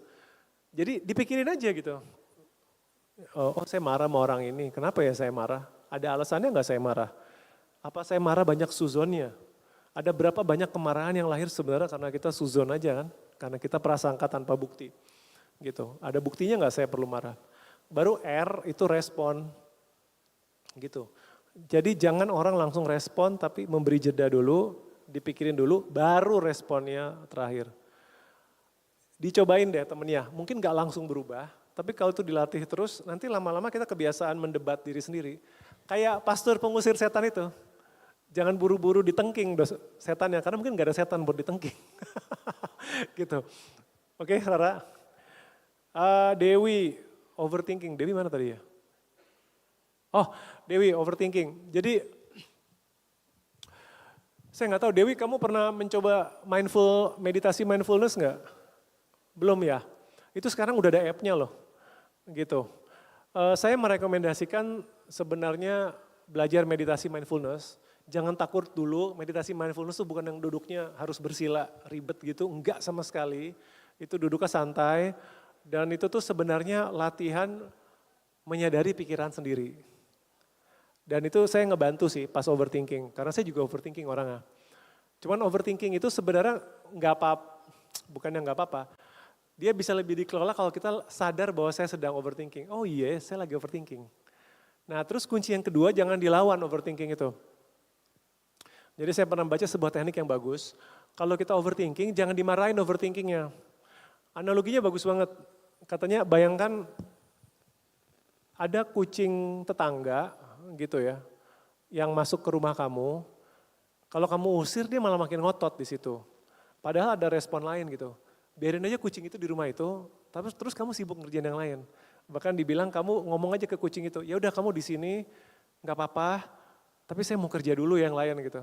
Jelas nggak bedanya?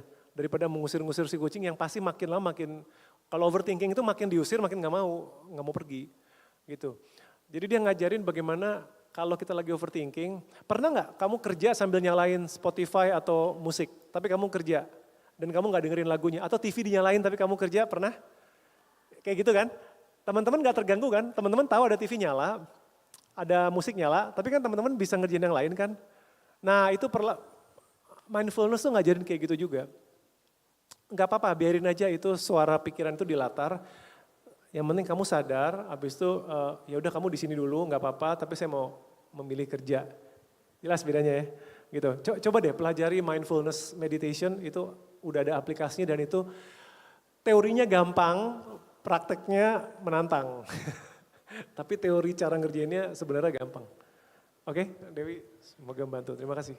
Oke, berarti sebenarnya ini dari Om Piring nih keresahan sendiri dulu ya dari awal ya. Memang tadi ada isu with anger gitu ya. Terus ternyata Overthinking juga.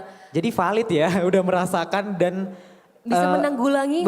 Betul Ya Bang mencari Hasib. solusi dan mengatasinya sendiri gitu ya. Betul banget Bang Hasib. Oke, kita Oke. buka lagi ya. Kita mempersilahkan ya teman-teman yang bergabung di Zoom meeting juga boleh bertanya. Oh ini udah ada ya? Udah ada yang nanya nih dari Coba kita- Paramita ER katanya. Oke. Selamat siang. Dalam buku Filosofi Teras, kebahagiaan stoik adalah ketenangan batin. Bagaimana kita bisa memanfaatkan ketenangan ini untuk mencoba keluar dari zona nyaman untuk dapat mengembangkan diri ke arah yang menurut kita lebih baik lagi. Oke, mungkin langsung dijawab aja kali Om. Boleh Yang ini. silakan. Iya. Saya bingung ini pertanyaan atau malah udah nasehatnya ya karena udah bagus kalimatnya. Saya bingung apa yang mau di apa yang mau dikomentarin. Ya udah deh nggak apa-apa. Jadi ini kayaknya maksud pertanyaan itu adalah yang pertama menjelaskan ketenangan batin. Jadi begini, ada sebuah kata untuk bahagia dalam bahasa Yunani itu yang maknanya unik, ataraksia, kata Yunani itu. Dan kata ataraksia itu adalah bahagia bukan karena rasa senang, tapi bahagia karena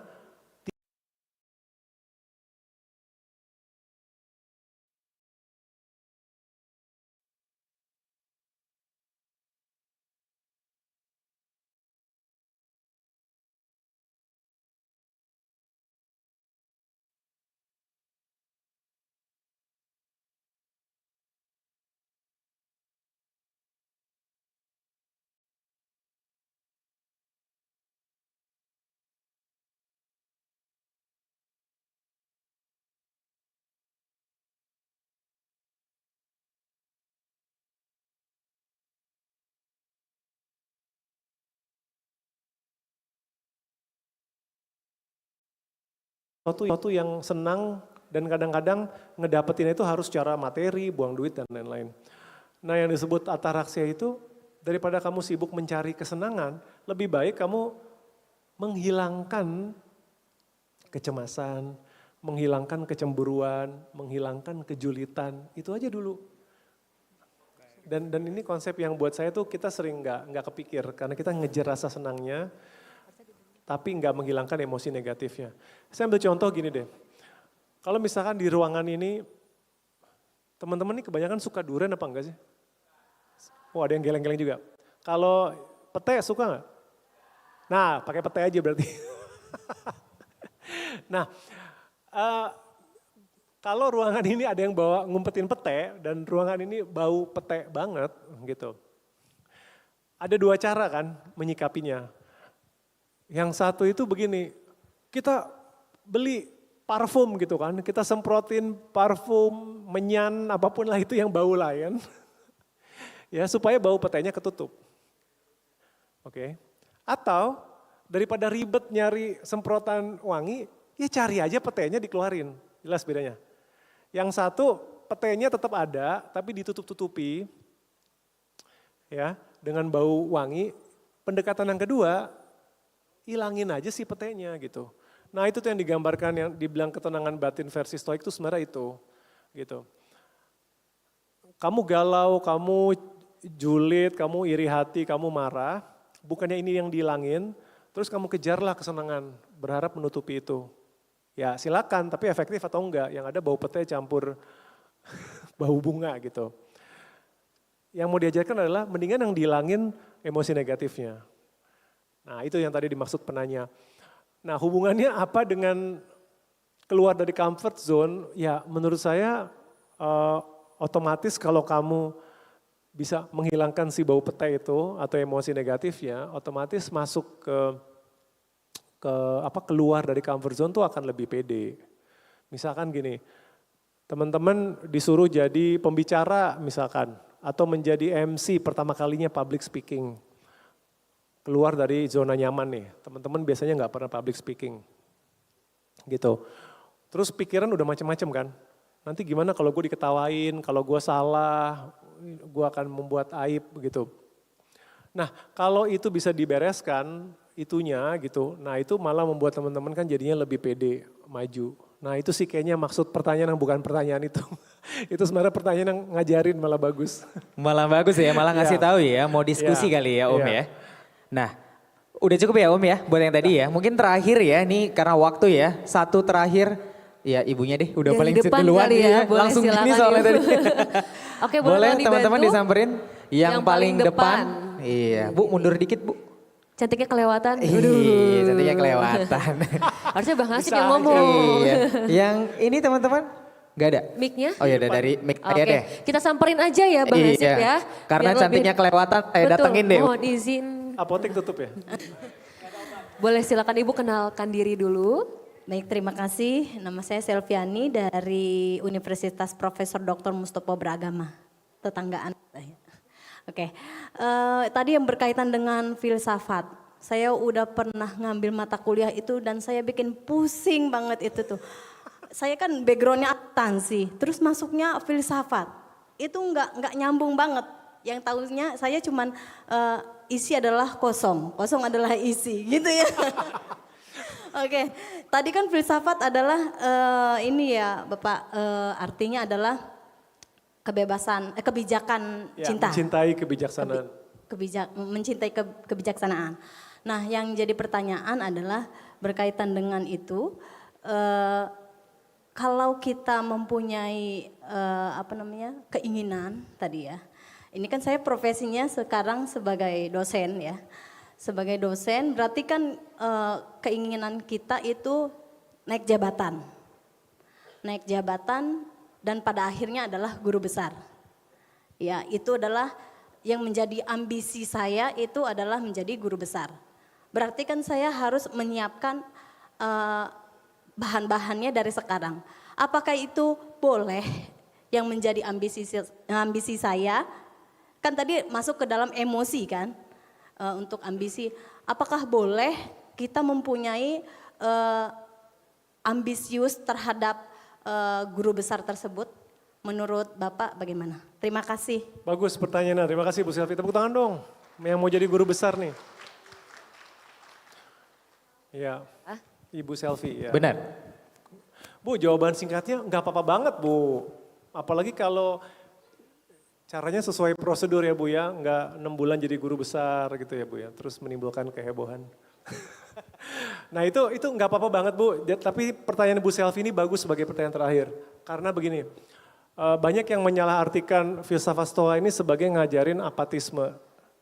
Gitu, jadi salah tangkap, dibilang, oh ini Om Piring ngajarin apatis saja. Soalnya semua-muanya itu di luar kendali. Padahal saya nggak bilang begitu, saya bilang dalam setiap ikhtiar kita, dalam setiap ambisi kita, itu pasti ada komponen yang di bawah kendali kita, ada komponen yang di luar kendali kita. Gitu. Yang di luar kendali itu diikhlaskan, tapi yang di dalam kendali kita kan banyak. Nah orang tuh sering mikir ini ngajarin alasan kita buat males saja. Enggak sama sekali. Orang ada tanggung jawabnya kok. Yang tadi Ibu Selvi bilang, bagus banget sebagai contoh. Punya cita-cita jadi guru besar. Mungkin ada waktunya kali Bu ya, kalau bisa tahun segini atau usia segini. Itu enggak apa-apa, karena abis itu kan Ibu Selvi bilang mau ada persiapan kan. Nah itu kan di bawah kendalinya. Justru tanggung jawab kita tadi ingat nggak di awal saya bilang mereka sangat rasional pendekatannya. Kalau pengen jadi guru besar tapi saya nggak pengen ngapa-ngapain, nggak mau kerja keras, itu nggak rasional dong gitu.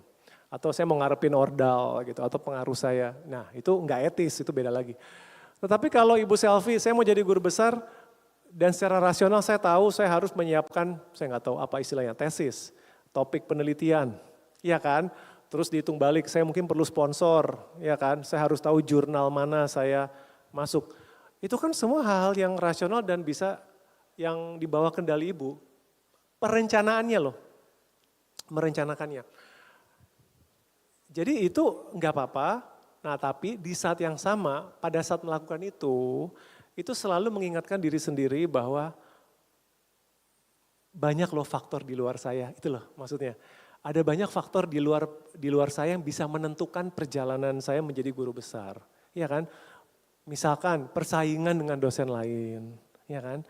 Kemudian suka nggak suka kadang-kadang pilihan fakultas di luar kendali kita kan, gitu kan. Siapa yang diberikan, saya nggak tahu, dana mungkin ya, kalau mau ada riset ya, gitu. Siapa yang diberikan restu, itu diinget terus, itu di luar kendali saya.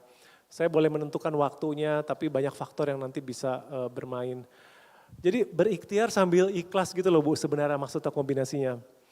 Masalah itu banyak orang stres karena pada saat mengejar ambisi, dia lupa bahwa banyak hal di luar kendali. Nah ini yang ekstrim yang lain, gitu. Terus ketika hal-hal terjadi tidak sesuai kemauan dia atau rencana dia, kemudian dia marah-marah. Merasa dunia tidak adil, merasa dia dizolimi, merasa dia apa, jadinya marah gitu. Jadi Bu Selvi, silakan Bu. Dan tadi Ibu bilang udah punya perencanaan itu kan di bawah kendali Ibu. Gitu, bagus Bu. Dan berikhtiar sekuat-kuatnya pada saat yang sama mengakui bahwa bisa saja dia terjadi di luar hal-hal yang di bawah kendali saya, itu selalu ada. Itu niscaya langkahnya lebih ringan Bu, jadi ketika ada masalah udah inget, iya ya gitu. Tiba-tiba saya nggak tahu, siapa yang menentukan Bu? Rektor ya? Kalau penentuan, atau kebijakan dari pemerintah.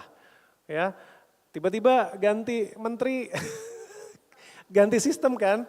Nah kalau itu udah disiapin dari awal, ini bisa ada ganti sistem. Nanti ya udah lebih ikhlas dan lebih adaptif gitu loh Bu. Gitu ketika ada perubahan. Gitu, jelas ya. Jadi ayo Bu, saya dukung berambisi Bu, jadi guru besar. Terima kasih Bu Selvi. Terima kasih Bu Selvi. Ya saya dukung juga Bu. Jadi guru besar ya Bu ya, gak mau kalah sama Om Piring. Gak mau kalah, betul banget. Oke Om Piring, tadi kan pertanyaan sudah dijawab semua. Betul. Ternyata ada banyak sekali penanya, bahkan mungkin kalau kita open lagi akan masih banyak lagi ya Bang Ada Hasip ya. waktunya tapi. Betul banget. Untuk itu Om Piring mohon izin untuk memilih 3 penanya terbaik. Benar. Jadi nanti 3 penanya terbaik akan kami berikan buku dari Om Piring yaitu Filosofi Teras. Benar. Dan bisa langsung foto bersama dan juga tanda tangan langsung di atas panggung bersama Om Piring. Boleh silakan dipilih Om Piring. Silakan Om Piring. Tadi ada Romi dari India, Rara yang mengatur cuaca. Boleh tirai ya. 1, tirai 2, tirai 3. Ada Dewi dari Kayangan sama Bu Selvi, Bu guru Selvi, besar ya. betul. Juga tadi ada Mbak siapa yang di Zoom? Di Zoom ya, Pramita ya tadi ya. Iya, kalau itu kayaknya nanti hadiahnya lain ya. Yang 4 di sini, boleh dipilih 3. Betul. Bingung kan Om? Ini gak enak banget pilihannya 3 dari 4. Makanya, dia. tadi saya juga udah ngomong sama panitia, itu cuma 4 loh, yang Nggak 1 bisa doang. 4-4, gak bisa 4-4-nya aja ya? Bukunya cuma 3 Om. Yaudah. Kalau saya harus memilih berarti Rara, Dewi, dan Ibu Selvi deh. Oke, boleh berikan tepuk tangan. Boleh silakan kepada Bu Selvi, Mbak Rara, Mbak Dewi, dan Ibu Selvi. Boleh untuk silakan langsung naik. maju ke atas panggung.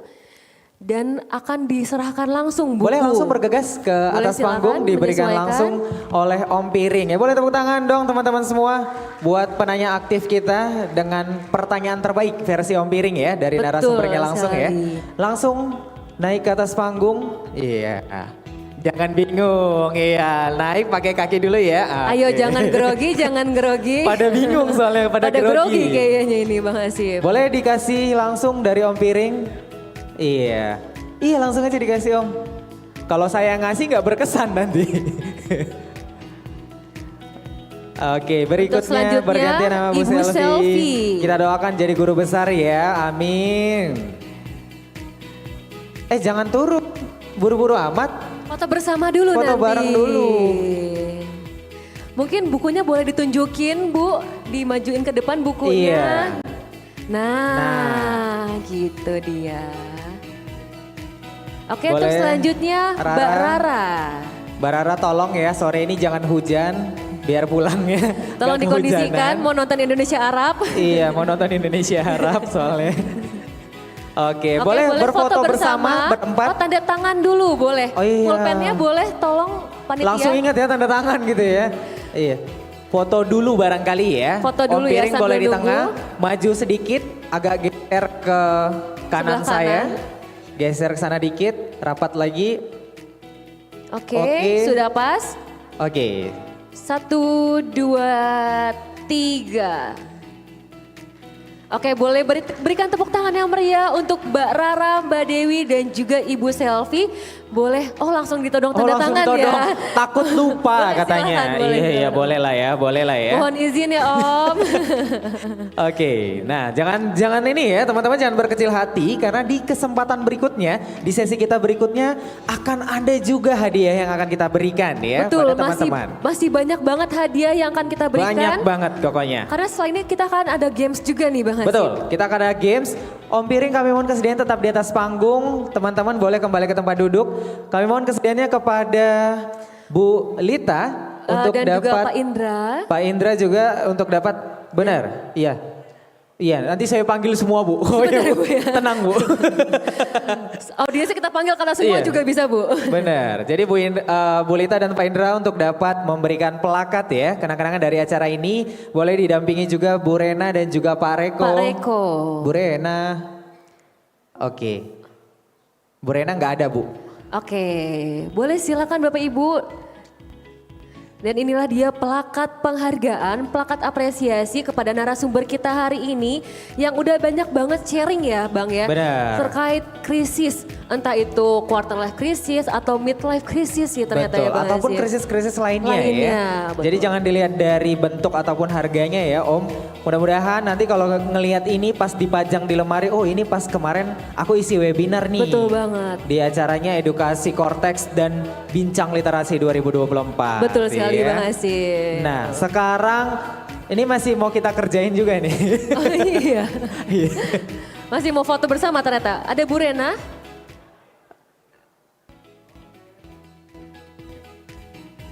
Oke. Oke. Terakhir kami undang Bapak Ibu yang ada di atas panggung untuk berdiri di tengah, kita foto bareng sama Betul. teman-teman peserta Foto ya. dengan Kayak tadi. Kita Oke, mau fotografer dari atas panggung ya. Untuk teman-teman peserta boleh silakan berdiri merapat lagi seperti Boleh. tadi. Rapat dikit ya, kita foto bareng ya. Yuk, bergegas dikit yuk. Saya juga mau Iya, ambil ini posisi. kita MC-nya boleh lah ya, kita gabung dulu. Makin rapat lagi. Oh. Ini Bu Rena, Bu Rena. Gaya formal dulu ya Bu ya, izin. Gaya formal dengan senyum terbaiknya. Oke, tahan hitungan ketiga. 1, 2, 3. Sekarang boleh hormat lagi nih, pahlawan masa depan ya. Sesuai dengan jargon kita hari Benar. ini ya Bang Hasib. Hitungan ketiga, 1, 2, 3. Tahan sekali lagi, 1, 2, 3. Kita jargon terakhir ya, video ya. Masih sama ya, Bincang Literasi 2024, Generasi Militan, Pahlawan Masa Depan. Oke ya, kita siap semua ya. Bincang Literasi 2024. Generasi Militan, Pahlawan Masa Depan. Satu kali lagi, belum keambil ya. Ternyata belum ya. Oke. Oke. Kita hitung siap-siap ya. 1, 2, 3. Bincang Literasi 2024. Generasi Militan, Pahlawan Masa Depan. Boleh berikan tepuk tangan yang meriah buat kita semua. Baik, kita akan untuk duduk kembali teman-teman, Bapak Ibu semua. Wih, asik banget ya. Seru banget ya ternyata Seru kegiatan banget ya. hari ini. Gak ada ngantuk, gak ada bosen. Ternyata Gak kita ada bosan ya. excited banget untuk mendengarkan dan mengikuti sampai dengan kegiatan sore nanti Bang Hasib. Benar. Tapi Om Piring belum pergi kan? Aku mau minta tanda tangan juga soalnya. Oke, jadi teman-teman kita mau masuk ke sesi berikutnya ya. Tapi aku takut Om Piring